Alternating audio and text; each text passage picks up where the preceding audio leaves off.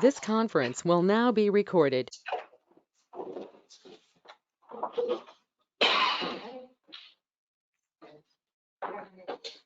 All right, good morning, everybody. Welcome to the talk. And I am not Uriah Nelson. He is an expected grandfather again, so he is patiently waiting for the arrival. And so James and I will be running today's meeting. So call to order is at 9:30, and at this time, we will open for the opportunity for public comment. Hope is anyone online? All right, seeing none, we will move to item number 3, staff update. And James. For staff update, first off, I just want to mention, we were doing this policy board meeting last month, but in an effort to save the paper, we won't be putting as many packets. We'll have a few each meeting, but if you do want to follow along, we recommend just bring a tablet or something. We will have agendas you can follow, and then we'll be using the presentation. So hopefully, all the information that we need will be everyone will be able to see it. As you can see, we have upcoming meetings through October. The October ones have an asterisk because those will be approved next month by policy board when we set our meeting schedule for FY23, which is coming up. Just a few regular items. The federal certification review that happened in May, we're still waiting on the preliminary report. Expecting that to come maybe next month, but waiting for FHWA to submit that. Officer elections for the policy board will be happening at their September meeting, which is scheduled for the 21st of September. Staff had 2 stakeholder meetings at the Bell County Courthouse last week to get input on the Bell County Thoroughfare Plan. If you weren't there, or you have additional information that you'd like involved in that plan, please email us.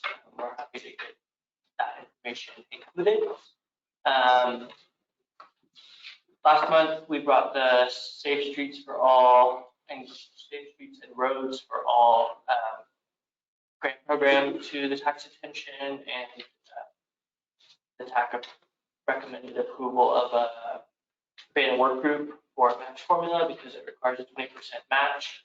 At the policy board meeting, they discussed it, and as you can see on the presentation, there are 4 members that are going to comprise that work group formula. Ryan Haverlaw, Mayor Tim Davis, Commissioner Bobby Whitson, and Councilmember Michael Boyd. We're hoping to meet sometime next week with them and send them some information later this week with proposed match formula, but that's forthcoming. And then last couple of things, there's a new program that was announced just last week, the Protect Formula program, and it's $7.3 billion over 5 years, and it's mostly focused on resilient type projects. I'm not sure if MPO will actually be receiving funds for this. We'll keep you updated, but it is a formula program going to states. And just want to make everyone know of that. And then we have an action item later for the UPWP, amendments to the UPWP. Just make a note that those will need approval from Texas FHWA before they will be official. Last thing, air quality for the month of July, the maximum value at the Killeen station was 66 parts per billion, and for Temple it was 65 parts per billion. And that concludes that update. If anyone has any questions. Okay. Questions? So we will move on to item number 4, which is an action item requiring the approval of minutes from the July 6, 2022 meeting.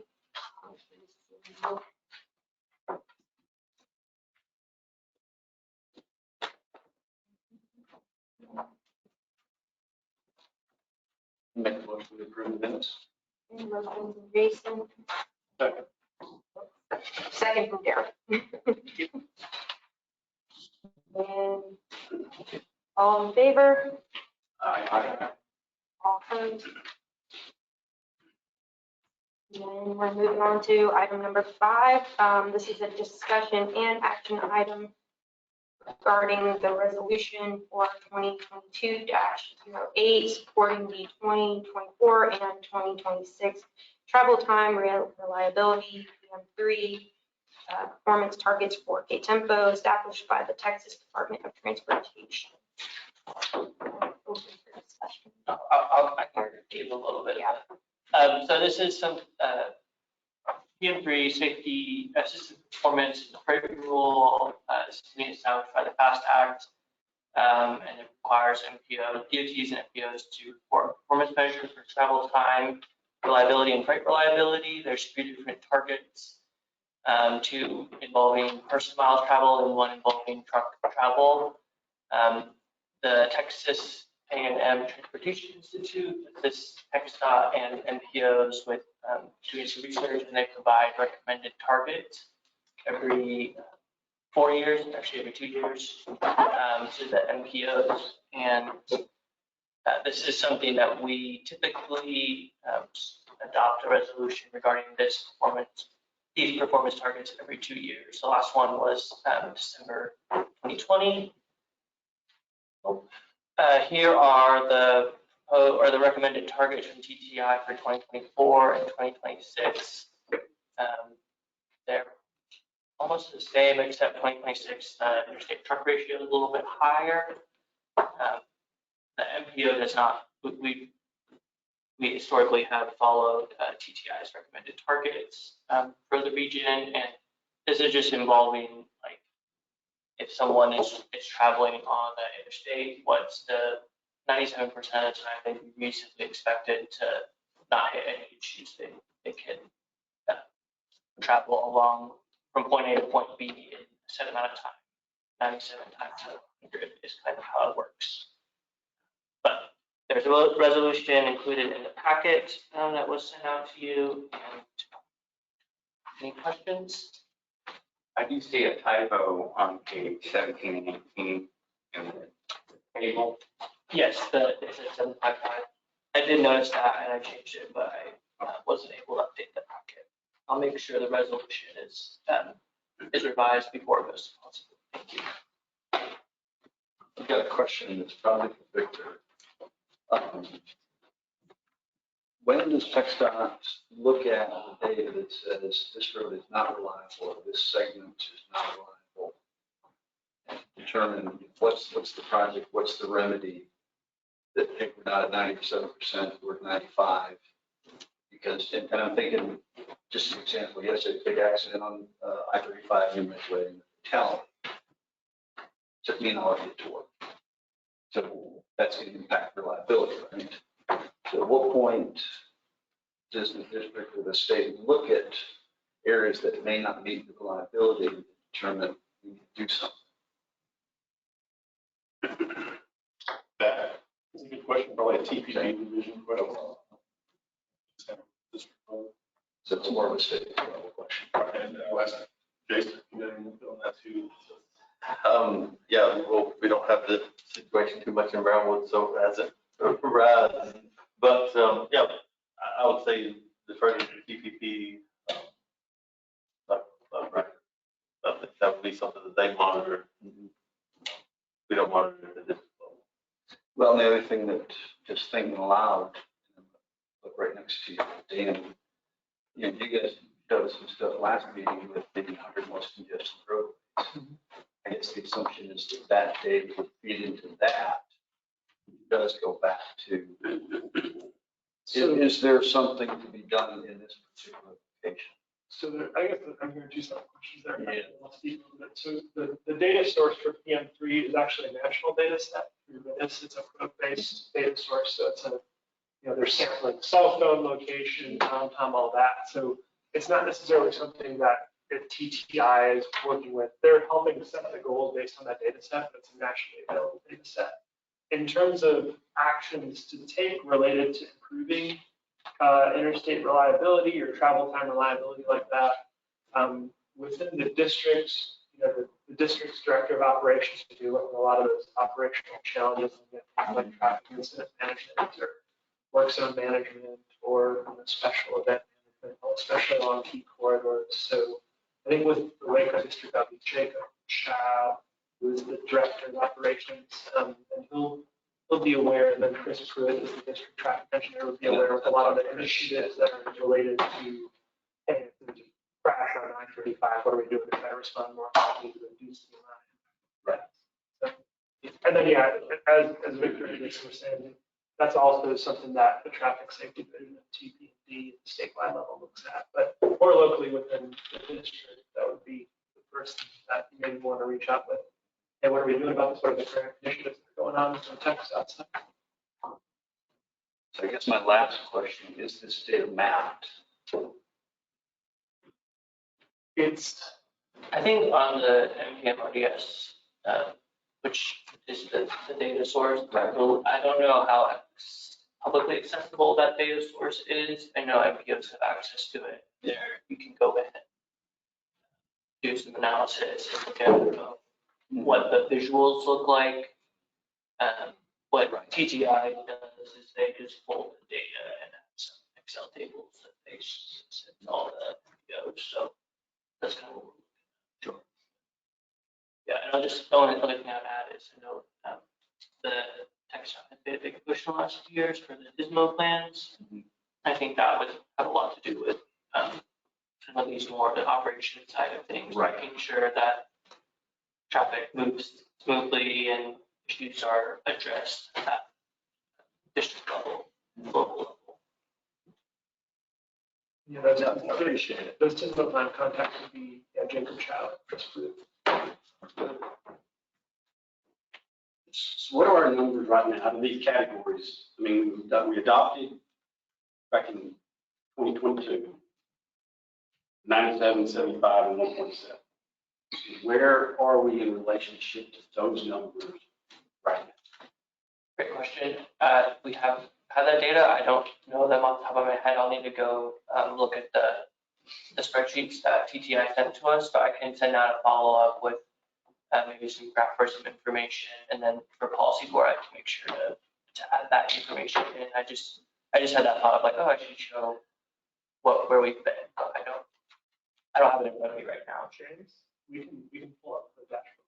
We also want to like to see it. We can wait till later at the end of the meeting too. We've got that data available. So Do you want to look at it now? Sure. Because then the follow-on question to that is, our targets for potentially 2024 and 2026. 2026 shows, in the interstate truck ratio. But the other categories remain exactly the same. So we're not making any progress. And then the indicator there would be, if we're not making any progress towards meeting these goals, what do we need to change internally to make it? Yeah. That ain't for us to just keep doing the same thing and not make progress. I mean, that's sense. I mean, I would say like 97, at least a 97% number, that's pretty good. And I think there's always going to be a little bit of, like what happened the other day. I mean, you can't avoid those scenarios for travel time. If it's 90%, that may be more of an issue now. The 75% for the non-interstate, I think that number can seem low, but you're also looking at a lot of different types of roads that aren't 4-lane, 6-lane facilities. And so there's a lot more variability in there, which is probably why it's at 75%. We can take a look at this, see what we're doing, see if there's ways that we can impact it. But I would say the projects that we're involved with at the MPO funds are some of the best. Like, we don't really have many other MPO initiatives that can directly impact these reliability targets. as well as maybe what TxDOT is doing. So I'll tell them, if it's all right, James, I'll tell them the data you're seeing here. So this is data from 2021. So you'll notice that the targets are a bit different in 2021 than the ones that we set in 2022. The interstate travel time reliability minimum was 95%. So we're actually raising the goal that we want to reach there. The non-interstate travel time reliability minimum goal was 85% reliable. So we're actually lowering that goal. But in general, the region has exceeded goal. These are region-wide data sets for interstate travel time for all the interstates in the KTMPO region. The non-interstate travel time would be all national highway system routes that are not part of the interstate system, and the percent of time that travel times are reliable on those facilities. So you'll notice in 2021, the 1 month that there was a noticeable dip in the travel time reliability was February 2021, and the same thing with the truck travel time reliability index. That particular one, the lower numbers, there's a big spike there. Obviously, that would correspond with the February 2021 storms where we had significant impacts to travel times along major routes due to the winter weather response that way. But in general, the region has been exceeding goal pretty consistently, with the exception of that month where we had that one major event. There were 1 or 2 months in the middle of August, or in July or August 2021, where interstate travel time reliability dipped. But in general, we've been exceeding goal there. Now, if that goal bumps up to 97%, there may be a little bit more of a challenge to meet that goal. But what I'm seeing with these changes in goals is that really the focus on reliability is focusing more on the interstate system, and non-interstate travel time reliability with that lower goal is still a priority, but not as high priority, obviously, as the interstate system, keeping those lanes open and flowing as you would expect to. And this is from our performance measurement dashboard that we've worked with KTMPO to develop to more interactively show a lot of this data. So in the same dashboard, you can see safety data for the region, pavement and road and bridge connection for the region as well. And I think Judge and I, we're coming at the same thing. If there's shortfall, if we're not meeting the goal, what can we do to improve that? And it may not be a project, it may be convince people to drive more intelligently, which is a tough ask, but it can come from the other side too. We may have a project. I drive I-14 and I-35 every day. I know that's the problem because I drive it every day. That's not data. If we have data that confirms what we think is the solution, we think there's an area that needs to be looked at, then we can point to this data source and say, look, this is the reliability measure. This is where we're at. Potentially, this project is going to help us reach that goal. And we know there's never enough money. So if that's the edge, it gives you that, that competitive edge by referring to this national data set, then that's good for the region. I think that's what are we saying that? Yes. I mean, exactly. And seeing this and where we exceed goals, I mean, that's the good news. I mean, and before that, seeing this couldn't tell you that, so that answers my question. I appreciate that. I wanted to question, though, is it really in our best interest to lower the percentage rate of the non-interstate all-traffic categories? I mean, even though we have met that goal, is it beneficial to us in the region to lower the standard, so to speak, so that we can achieve the standard? I mean, I pose that. I mean, really, is that the best standard? Sometimes you statistically know you're not going to achieve a goal. Sometimes you have to do that. It sounds counterintuitive, but if you know you're not going to achieve it, sometimes it's worth doing. Yeah, I'll just say for staff, we'll go look again at the numbers that the analysis TTI did. I mean, based on the 2021 numbers, we're meeting all of the goals and would still be meeting them even with the revised targets, from what I can tell. Yeah, we are above those minimum goals or below the maximum goal for the rate. But we can take a look at, again, at why they recommended dropping ours to 75%. And if we have some time to do research, I don't think we want to say like, oh, we're meeting the target now, so we're just going to keep it the same, because I know they've done a lot of work and research into recommending targets, but we can take a look at it as staff, and then if we feel like something's different, maybe include that in the resolution that we present to policy board in 2 weeks. That sounds like an acceptable. I think we just want to make sure we understand what the data means, Mhm. you know, what we're doing with the resolution. I don't think we're against it. I don't think we're questioning. We're great at math. But the folks at TPI are way better at math than most everybody that I know. Right. So it'd be, you know, tough call for me to question their numbers. I just want to make sure we know what the numbers. Definitely.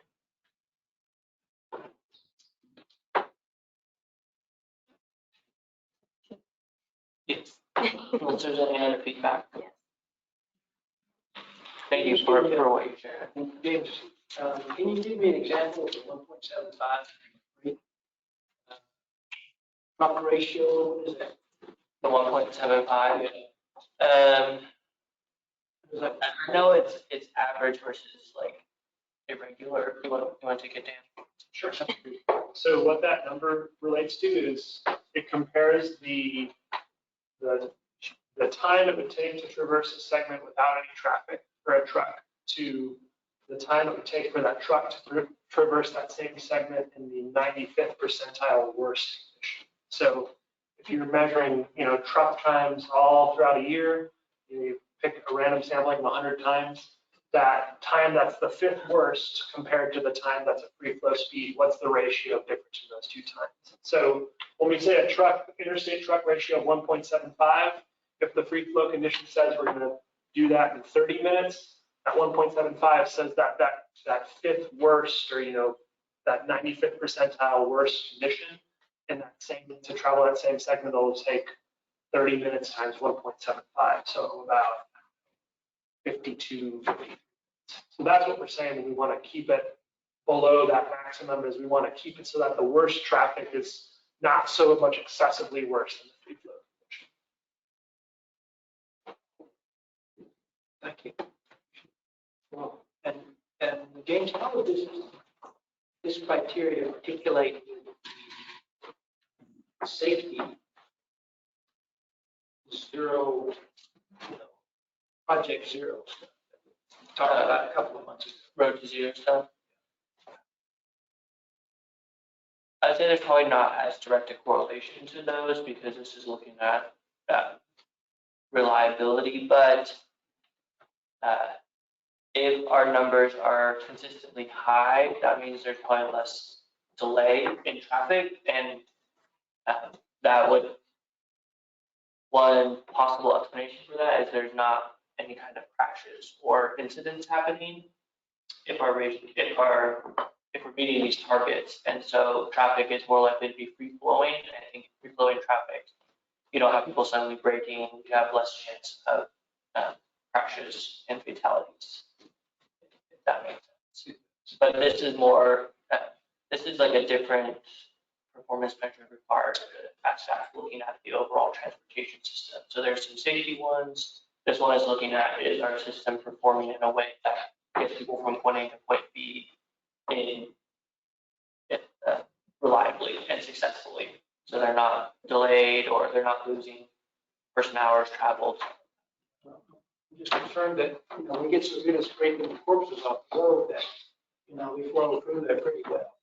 So the two can't really exist, you know, separate from each other. Right. I think from a planning perspective, maybe not on a federal level, but certainly down here, we have to keep an eye on both of the performance indicators. Make sure that people arrive Safely on time.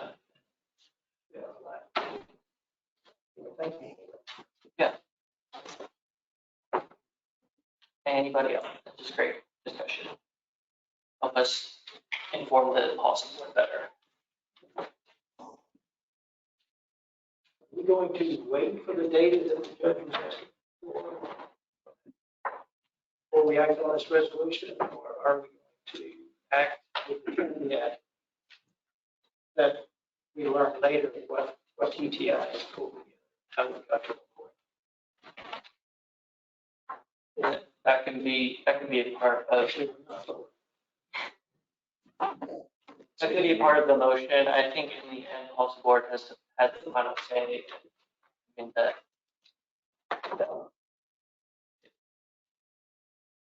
yeah, this is up to y'all to direct us. But I think if the tax says, hey, we think this resolution is good, we just want to take another look at the numbers before it goes to policy board, that's acceptable. I mean, that's the purpose of the tax, and then policy board can see the final numbers. I do know Urian mentioned that I think we need to have this approved soon, by September. So we have time limits on, we need to do it this month, but that's helpful. Bob. Just kind of thinking logistically how you want to do this, and judge, it's kind of up to you, how you want to step forward. We'll kind of react the way you want. In reading through the resolution, it's a requirement as part of the Fixing American Surface Transportation Act, which fundamentally doesn't impact the way we execute things within the MPO. So I see it more of a symbolic,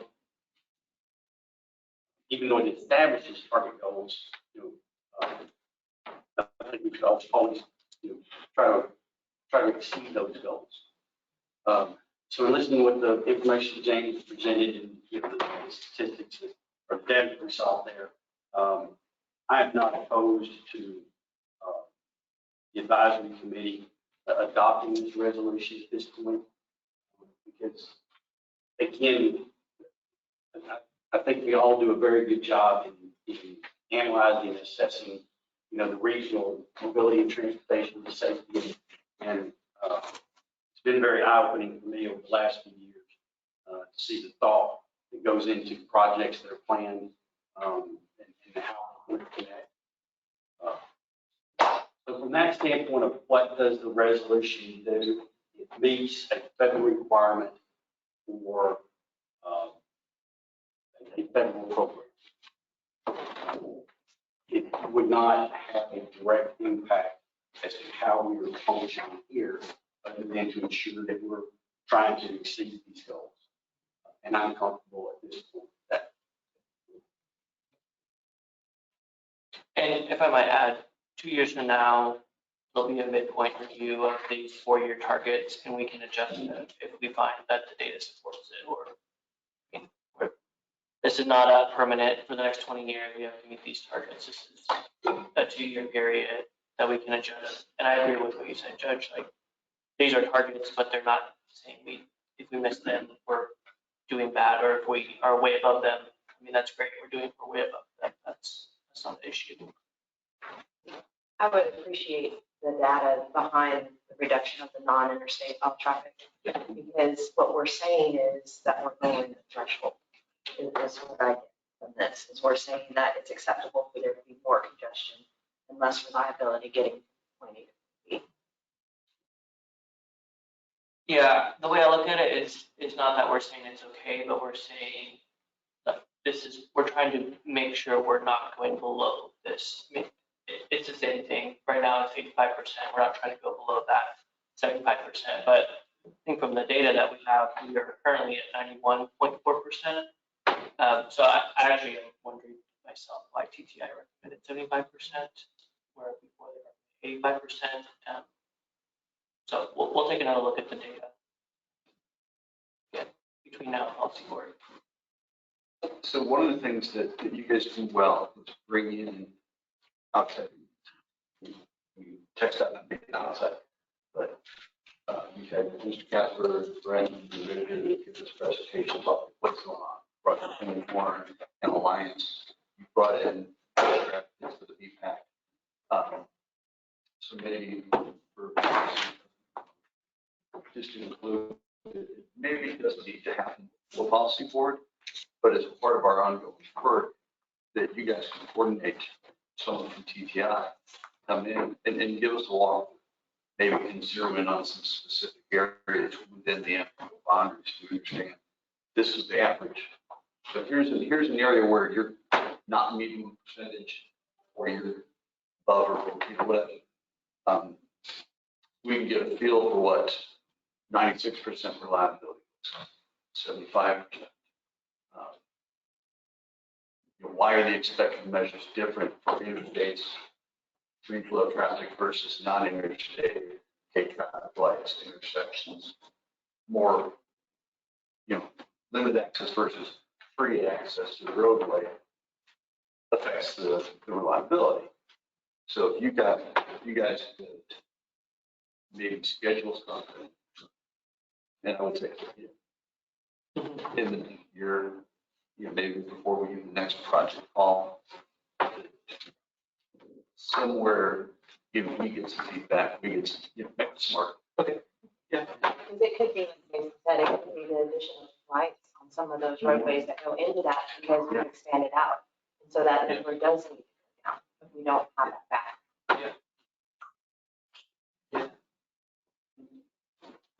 Great. Did I just make a motion? You want to make Let me try to be eloquent. I'll make a motion that we support the PM3 targets as presented by staff, to give staff guidance that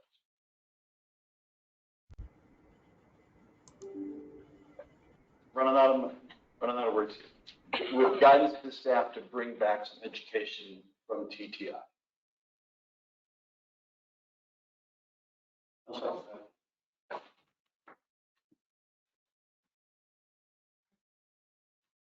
All those in favor? Aye. All those opposed?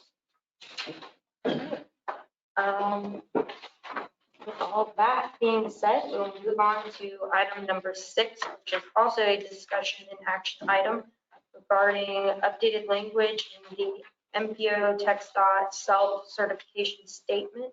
James, go ahead. So at the last Tempo meeting, TxDOT advised all the MPOs that with the passage of the new IIJA that we take a look at our self-certification template, which we include in all of our tips. It's appendix number C, and it's only required by federal law that just says we're carrying out the planning process in accordance with applicable federal requirements. And so they sent us a template to look at and compare with what we had. I think I have it here. It's also in the packet that we sent out. Most of the changes are very minor. There's a removal of one bullet point number 2, which it doesn't apply to us because we are currently an attainment area with regards to the Clean Air Act.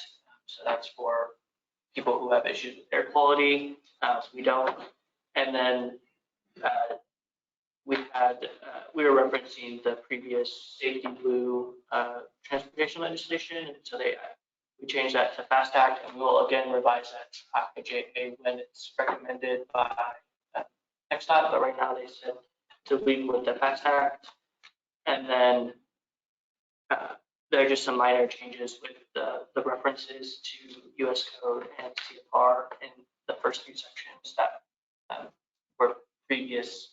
It was previously different numbers, and we hadn't updated it to match what currently is in the Code of Federal Regulations and the U.S. Code. So minor changes, but we wanted to just notify everybody, especially since we just approved a new tip, and we'll be submitting that once it's open to bid. Any questions, feedback, clarification?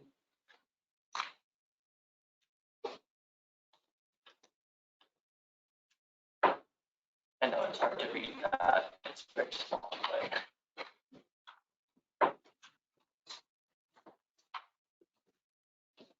All right, it is an action item, so there's a motion. Second, motion to approve it. Motion by Chris.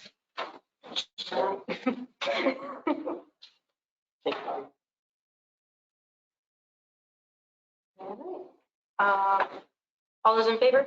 Aye. All those opposed? All right. Moving right along to item number 7. This is also a discussion and action item regarding amendment to number 2 to the FY 22-23 Unified Planning Work Program, UPWP. James will go through all of those items. Yeah, so we have 3 parts to this amendment. One is to update the planning emphasis areas language, to add performance measure language, and to move funds. I think last time I wasn't here, but there was an item to discuss the movement of funds. That's the biggest one. Then I'll go through each one. The planning emphasis areas, we're not changing what is currently there. We are adding some new planning emphasis areas that FHWA, they sent out a memo earlier this year, I think at the beginning of this year, with the passage of the IIJA, including a bunch of new areas that they want us to, they want MPOs and DOTs to look at with regard to the transportation planning process. I don't think anything is very extraordinary. I think these are things that we do already, they just weren't specified. And the main reason for this amendment is the third item, the budget amendment. We want to do this as part of it.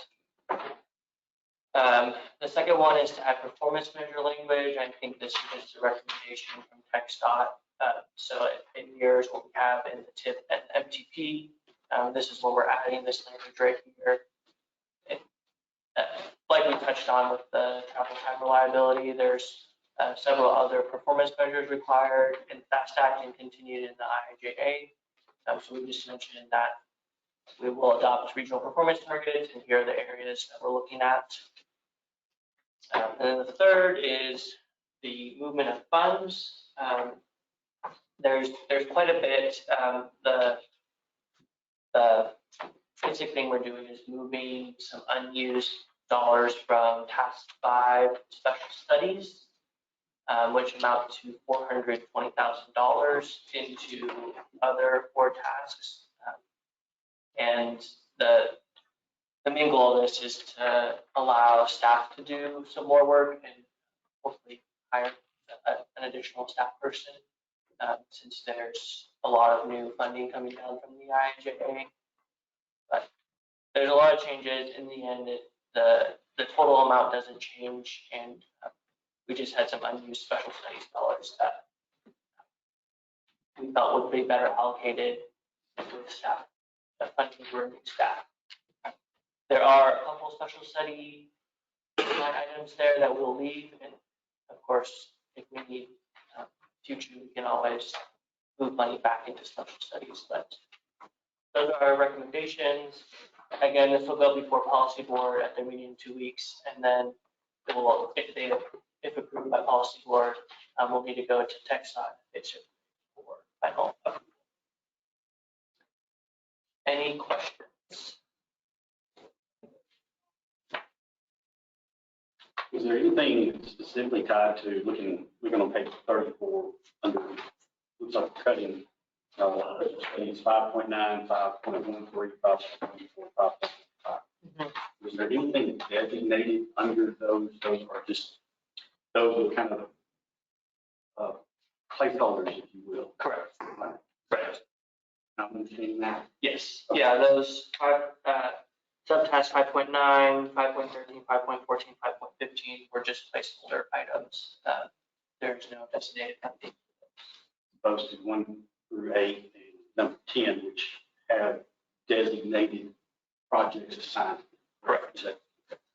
Yeah. And this also aligns with the recommendation we had during our federal certification review. FHWA was looking at our UPWP, and it wasn't necessarily a problem, but they recommended that when we have special studies, that we designate those towards specific. We don't have just placeholder items. And I know we still have a couple there. I think that's something we're going to look at in the near future as to what kind of projects you might need and how we want to spend those funds. But this aligns with their recommendation from the SEO.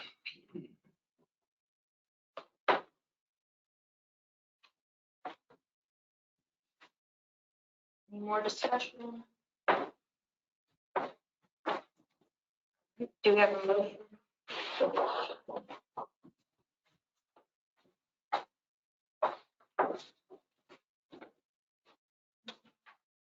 Make a motion to approve. Second. All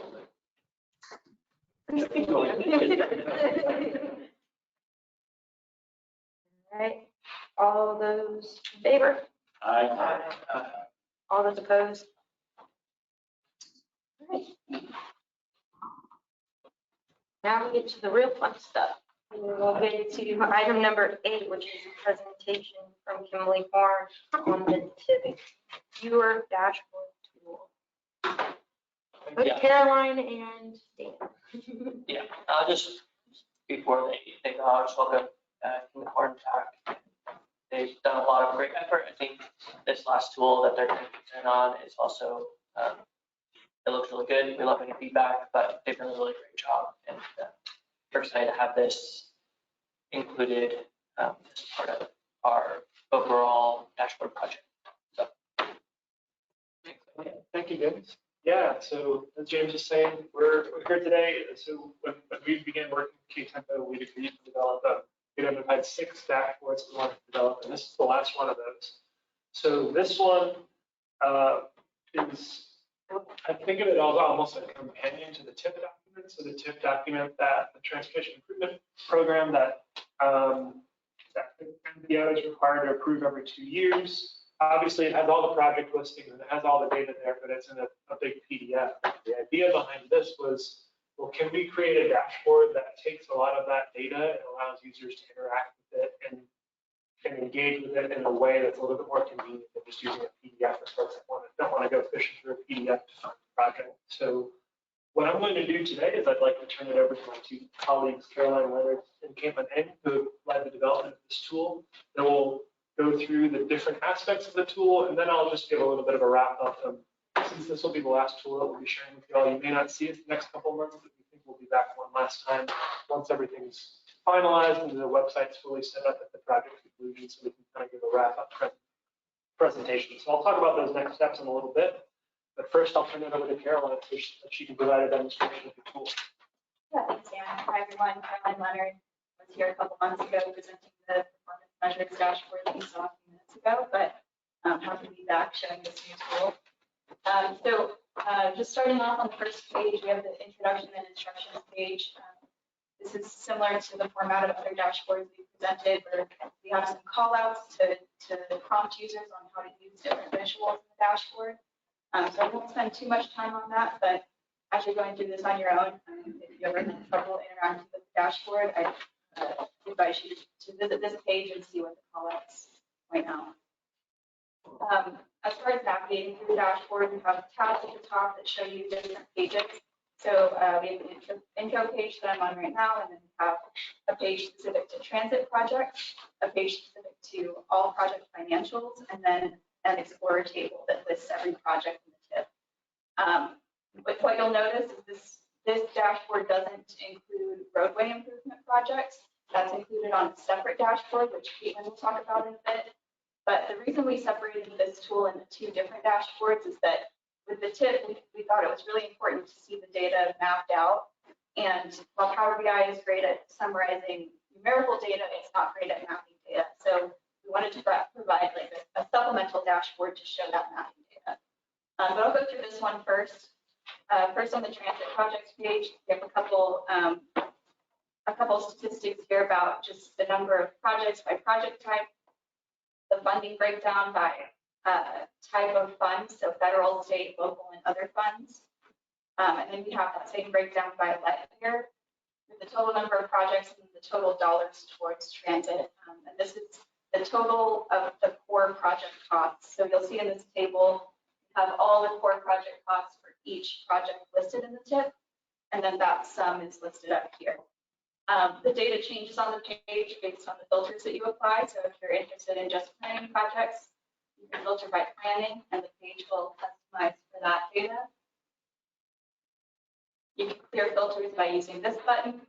And then you can hover over data to see the actual numbers. So hovering over this visual, you see the let year, the federal funds, and the total. The all project financials page summarizes the program-wide financial information. So this includes not only transit projects, but also the TIP highway projects and the grouped TxDOT projects. So similarly, you have the total number of projects and the total dollars towards these projects. And you can filter by project category, which is those three that I mentioned earlier, transit, grouped, and TIP highway projects. You can filter by let date, CSJ, and then project sponsor as well. And you'll notice there's a note down here that links you to that supplemental dashboard that I mentioned earlier. And again, Caitlin will talk about that in a bit, but just as users are interacting with this dashboard, they may be wondering where those roadway projects are, and that's where you can access those. So visuals on this page are built around the financials of the TIP. So again, you have that funding breakdown by year, by project sponsor, and then by project type. So for example, if you want to look at 2024 let date for, let's say, TIP highway projects, you can see the total number of projects, the total dollars towards those projects, how that breaks up by project sponsor and by project type. And then you can see each of those individual projects listed in this summary table. And then finally, the TIP Explorer table, like I mentioned earlier, just includes everything and anything that's in the TIP as far as the three categories of projects. So it's a large table that you can scroll through, and it includes things that aren't included on other pages, like revision dates and project history and remarks. So this is just any other information that wasn't able to be included in the other tabs would be found in this table. And then this tab also includes that link to the roadway projects mapping dashboard. And so with that, I will hand it over to Caitlin. So like Caroline was saying, this accompanies the larger TIP dashboard in Power BI. And this one only has roadway projects. So these are going to be the TIP highway projects and also the TxDOT group projects. So there's a lot of ways you can look at the data on this page. So you'll see that we were able to map out all the projects here from their limits. You can see the full extent of projects. So if you wanted to find a specific project, you can kind of scroll through here. If you know the name of something and the limits, so it kind of lists out under project name all the different projects that are in the TIP. But if you have a specific project you're looking for and don't want to scroll through, we have a lot of little filters at the top. So for example, under facility name, if you're looking for something specific, you can type it out and search by the name, or you can again scroll through and look, and the same applies for the CSJ if you want to find a specific one. So what that would look like if you wanted to look at something on FM 1123, you can just select that.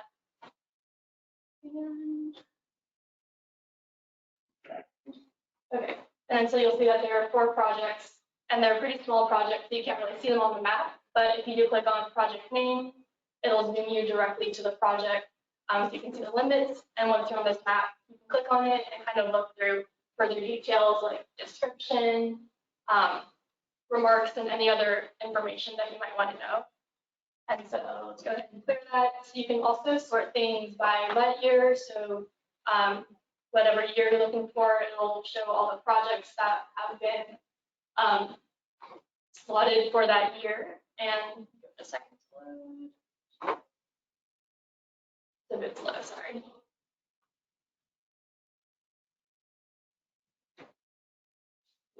Okay, so you can see that there are 7 projects that are selected for 2025. And then so you can also choose if you want to look either by highway or group projects.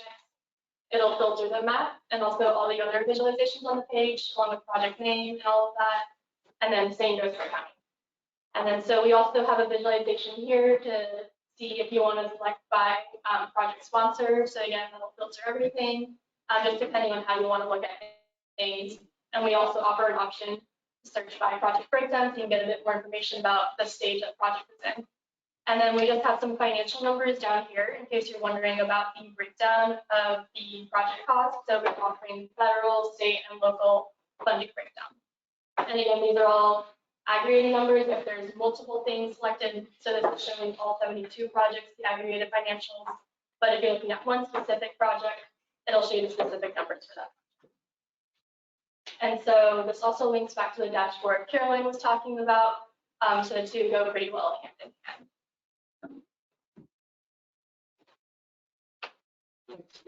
Thank you, Carolyn. So I think the end goal is that while these are two separate dashboards, they will be embedded on the same page. So you'll have a Power BI report that has some of the program-wide and transit-specific data. And then right beneath that on the same page, you'll have a map that provides more detailed project-specific information for projects that are tied to a specific roadway feature. But wanted to take a chance here to answer any questions if folks have them, or entertain any suggestions for changes to how this dashboard appears.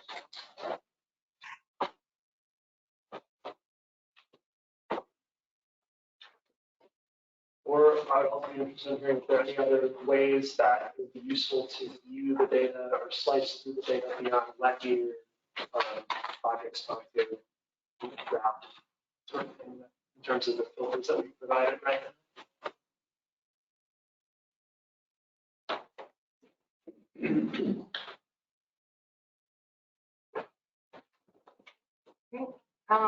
As usual, we have the link, so if you want to play with it and get home, Killeen-Temple is a fixture, so they come up, and if you have comments later, you can email them to James and I, can pass them along, or you can save them for next time, so that they have an idea of anything that needs to be added or changed.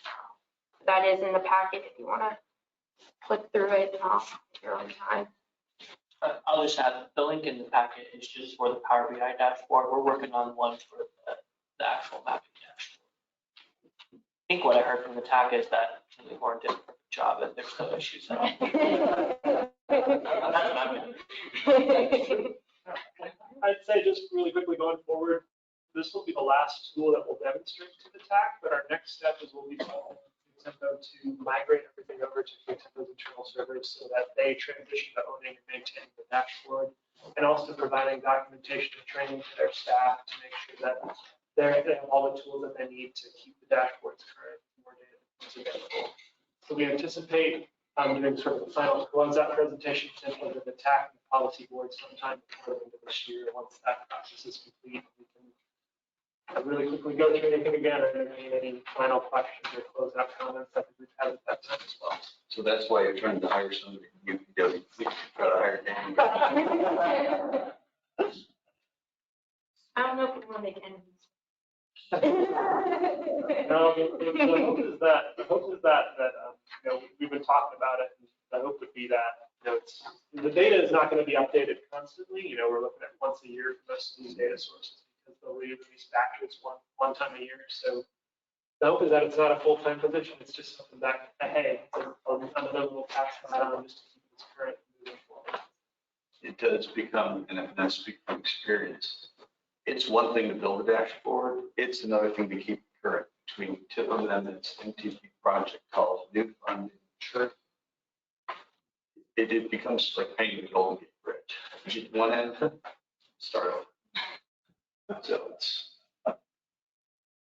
definitely going to require some staff attention, but it's going to provide so much use.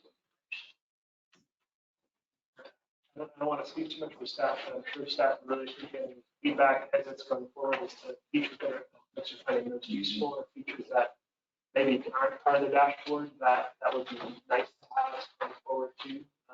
So definitely, if y'all are using these tools and thinking about ways to make them better, there are always different ways that we can slice through the data. It's going to be useful to y'all.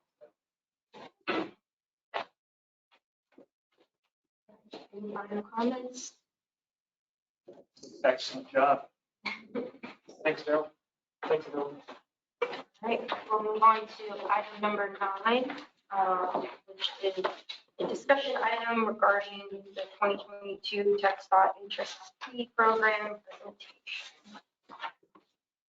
Yes, and we have Lauren Wolf here with the Waco District. I think Lauren came last year, sometime around this time of year, to give a presentation.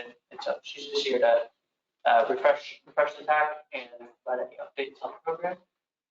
Let's take it away. Like you said, Lauren Wolf, I'm with the Traffic Operations Office in the Waco District, and we are responsible for administering this highway safety improvement program for the area. We're just going to quickly go through purpose, look at some crash data, some funding opportunities, the tools available to you guys, and some guidance documents to help with the program. So the HSIP is a core federal program to help significantly reduce traffic fatalities and serious injuries on and off system roads. It's federally funded and state administered. So here's some crash data. You can see these are fatal crashes overlaid with the vehicle miles traveled throughout the Waco District. So the data tells us, obviously, we're going in the wrong direction. You can see in 2018, that was our ideal year. Our VMT went up and our fatal crashes went down. That's where we would like to be every year. But you can see since then, we have slowly been trending upward, which is not where we want to be. The commission gave us a goal to be here by the year 2050. They adopted the Road to Zero program in 2015 and said, by the year 2050, we want 0 fatalities on our roadways. They said that's the acceptable number, 0 fatalities. They didn't want even 1 fatalities on our roadways. So this is a hefty goal. And so the Highway Safety Improvement Program is a tool to help us get there. So this is kind of the funding that we currently have available for FY23 and 25. These are probably the same numbers I showed when I was here last time, because we have not, maybe it's a little, they did give us a little more money a few months ago, but our new allocations for FY24 through 26 have not been, that should come in the next few months. As you can see, for off system, we currently have about $1 million available for funding projects for you guys. Also on system, you see the targeted section there, or the systemic. That doesn't mean, local governments can submit on system projects. Just submit those to our office and we will review them. But we have had local entities awarded on system projects. So continuing with program funding. For most of these projects, program funds cover 90% of construction costs, and local participation covers the remaining 10%. These federal funds, like it says up here, cannot cover your design and engineering costs. So if you hire an engineer, they don't cover that. Any environmental permits, right-of-way, additional contingencies, additional work not covered by the scope of the approved safety countermeasures. So if you're building a sidewalk, that's great, you'll cover that work code. But if you wanted to put a fancy, let's say, handrail in, that's additional funds that you're going to have to add on to that and pay for yourself. And any direct state cost outlined in the AFA is not covered by these funds.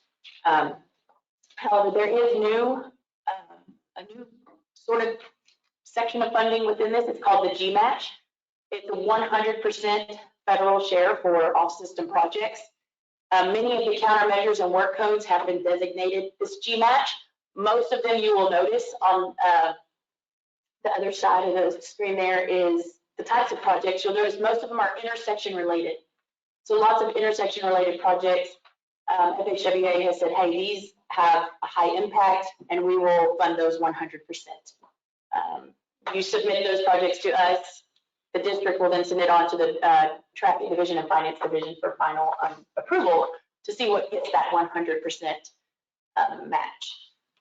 There are some tools available to you guys.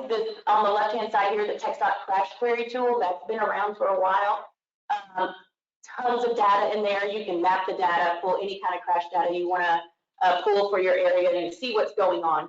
This tool we kind of use for a more targeted approach. You know, what's going on in our area, what's happening at this specific intersection, you know, what can we do, what countermeasures can we do at a specific location. We also have this is a fairly new, TxDOT traffic safety data portal.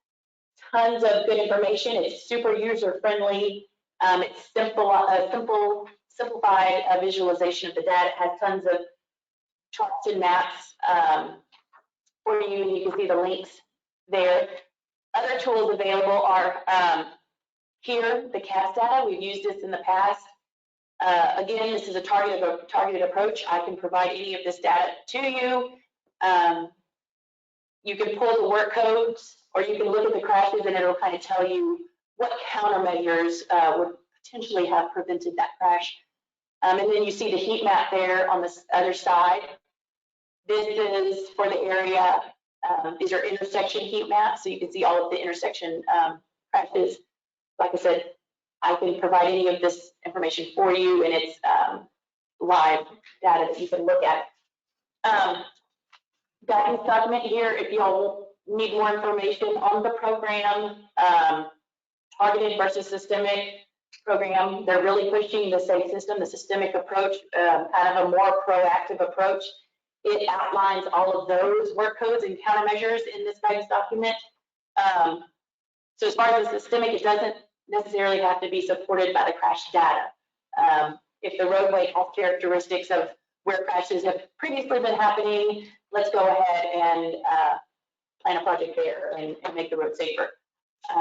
But lots of information in that guidance document. So that's kind of a fast and quick little update there for you guys. Do you have any questions? Lauren, do you have maybe some examples that have to be local governments in this MPO, but in our whole district, maybe some examples of scope and magnitude of scope that worked out really well? Well, I can defer to Jason. Jason, I've been working pretty closely with Jason for the last few years. The city of Temple has used this program, and we've given them a couple $1 million to do all sorts of projects. I haven't said thank you. Thank you. For the money, but for the help, for us to chase the money, identify where the projects make sense. Lauren has sent me data, has helped me understand what's GMAT, what's eligible. When we submitted for the 2020, we submitted 5 or 6, and you and I kind of walked through and kind of pre-scored what's going to be competitive, what meets the goals, what's arguably a safety project, but maybe not an HSIP project that ties back to the goals and criteria and the work codes, you know, for sidewalks or flashers. So thank you for your help for us to target where our efforts are going to make the most impact. I think what we've been successful on is bringing in kind of smaller target project. It doesn't have to be $5 million, $2 million, $100,000 for a flasher, $300,000 for a sidewalk. And it makes a difference. One's in a school zone. And that was the case where we looked at the data. The data didn't show that there had been children being hit by cars. But we had evidence of kids walking in the road. We had a clear lack of no sidewalks. And that was one of the kind of identifiable project areas. No sidewalks.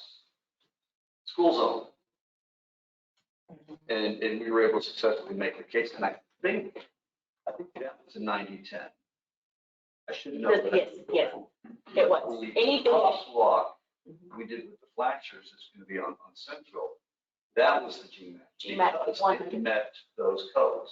So we're paying the design, doing the heavy lifting to get it there. But then that GMAT, that all the construction is covered. So that doesn't hit our CFP budget. We can shift that money around. So I think we've been very successful chasing kind of smaller targeted projects and to try to brainstorm up some earth-shattering, newsworthy juggernaut. I will say too, like, the city of Waco, they're doing, a couple of systemic projects, SCOT program, which, the traffic standard, it's a simple updating the reflective backplates on the traffic signals. So we were able to award them 100%, it's a 100% federally funded project, where they're gonna go through their entire city and update their backplates to the new standard. Very simple project. It's not necessarily supported by, there was not crash data at every one of those locations, but they said it's gonna update to the standard. It's proven that this is high visibility, and so they're funding it. And so they were awarded that project. So all different types, installing brand new traffic signals. I know for Temple, we've done on-system things, we've done off-system things. Say that you just have to reach out. I do know with the new guidance, they've kind of changed. In the past, we've had, here's the program call. The program call comes out September 1, and you have a month to get us your projects. That's not necessarily the case anymore. It's kind of more open year round. So if you know that there's a problem in your area, you can call us, say, hey, Lauren, do we have money? We're having an issue here, or we see potential for improvement across our system in this area, here. Send it over to me and we'll look at it and send it to Ladder and get the approval and get it programmed. So lots of opportunity, like I said, and funding. We've never turned down with inflation. We've had some overruns. I know we just had one with the city of Temple. We send them over an overrun justification form, fill out, they fill it out. And we have not been not approved for those additional funds to get to them. So lots of opportunity. They're telling us to over-program the project right now. So that's what we're trying to do. So any questions, you'll have my email and phone number, just reach out. Thank you. So we will move on to item number 10, just discussion item regarding public input received through Total 5. James?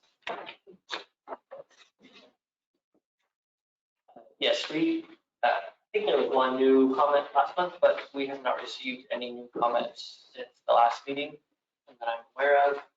Sorry, I didn't include the table. I'll do that next time in the presentation, but it is in the packet.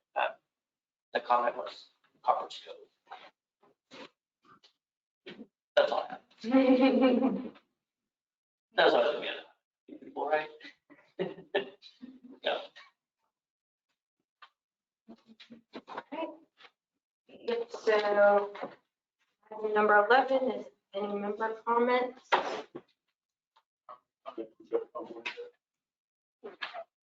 Go ahead. Yeah, I just wanted to throw out a thank you. Last Thursday, Friday, Saturday, as you know, Thursday was this Dog Ridge fire. And it burned right onto our property. It crossed over onto our property. Came within about 50 feet or 50 yards of some of our buildings. So it was kind of a close call. But I want to thank KTMPO. We had an interlocal agreement for emergency responses. We pulled the trigger on that Thursday afternoon and ended up, we had a mandatory evacuation. So our folks evacuated and came into this building and invaded you all in this building. But when they got over here, things kept going. You had laptops set up for us, and we were able to have the schedulers and dispatchers sit down and start doing their thing, and keep things rolling. We did shut down a little bit, but all of the buses were out, so we needed to redirect them. As they were finishing up their routes, we needed to bring them back here, park in the parking lot. I think we had some folks over at the expo, but most of it was right here as well. So my thanks to KTMPO. Our staff did a great job. We did an after-action report yesterday that just going through our emergency response plan, and they followed it to a T. So it went really, really well. Thanks to KTMPO, thanks to the fire departments and law enforcement. They came from all over the region. Helped with that whole effort. So thank you. I think the biggest compliment was all the mechanics loving our AC. AC and water, that was their biggest thing. But yeah, glad we could help. Victor? Yes, a really quick update. Kind of the last two meetings, attacking the policy board, I gave project updates, and I think we were going to try to accelerate the business, US 190 project goes around Thomas. We had a go-no-go meeting last week, and we're going to have our environmental utilities right away plans ready to go. So we are putting in for July 2023 available to let me. Right now it's scheduled for September of 2025. It's going to be in the news. That doesn't mean it's going to let in July. That just means we're offering it up for TxDOT administration to possibly pick it up, fill a hole. I think I went into a little bit of detail on our rack and stack initiative in the last few meetings. Basically, TxDOT as a whole likes to have level lettings month to month, somewhere between $600 and $800 million. As other projects get pushed, it does create holes. And so there's a $60 million hole time between July of 2023 to September of 2025. And they see us with our hands raised with the project, there's a really good chance that that project gets sold. With the inflation discussion we had last month, the earlier we can get out the door, the better, especially in the process we're seeing now. I guess we have two other Cat 2 projects that we want to step to, State Highway 95 turning lanes, and then the State Highway 9 express. So I'd encourage y'all, if y'all want to try to get those out the door sooner, advance them, as well as Cat 7 and Cat 9 projects. I can't speak for TPP for letting us over program our first years for Cat 7, but from what I've been hearing statewide, if we again raise our hand and say we'd like to let them what we can go within our allocations, they may let us front load the front end or heavy load front end. So again, you have a Cat 7 project that's scheduled for 2024, 2025. If y'all can get developed early, let's work with us. We can work with the MPO staff and kind of see if it's worth putting an extra effort into developing on a fast pace track like that. So that's all I have to say. Earlier the better. Was there Stephen Casper had a comment? Stephen, if you're online still, do you have a comment that you want to share? Yeah, I think it was Jason that was talking about the incident on the interstate yesterday about the traffic reliability and those numbers and stuff. Jason, if you want to give me a call, I've got some things that I think we can start looking at least to try to improve those incident management situations. So Sure. nothing I wanted to talk about in the meeting officially. Just I think you and I can start talking about some stuff, and maybe we can start moving forward and see if it improves those types of situations. Absolutely. I'll give you a call as soon as we get done here. Okay. All right. Thanks.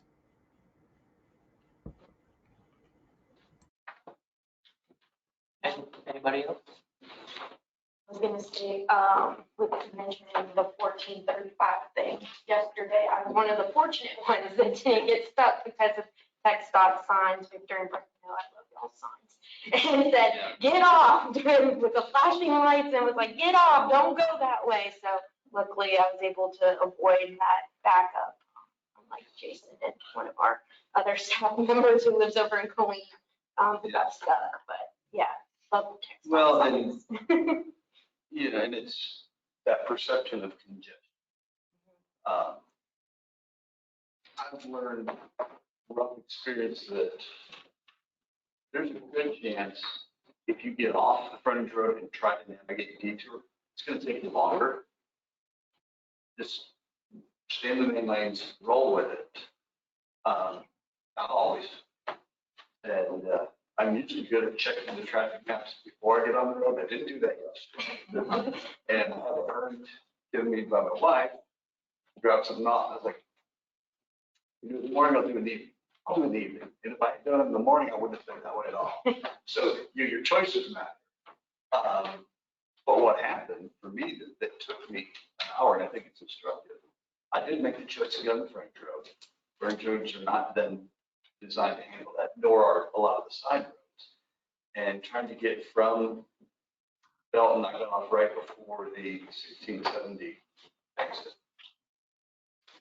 I was able to get around over to 436, go south of Temple, and then come up Partridge Bluff Road. which is not designed to unify the traffic.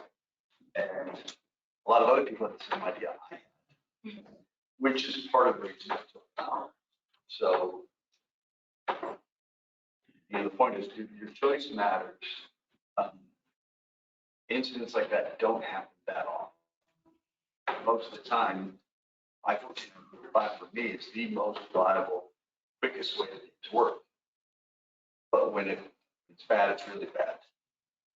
I think that's a way of putting the whole reliability into perspective, is that when it becomes unreliable, what are the impacts on the connecting roads that aren't intended or designed to handle that volume of traffic? And I know we're working on, that section of I-35 seems to come up over and over, and you guys are bringing something forward to address that. And I know that, again, choices matter. Choices people make how they drive on that road. You can have the best design, the best technology, warning signs. If someone drives like a knucklehead and causes an accident, that's maybe not something we control all the time. So not to point fingers at TxDOT and blame you for taking it to work. Lots of blame to go around. Seeing no more comments, we'll adjourn at 10:46. Thank you.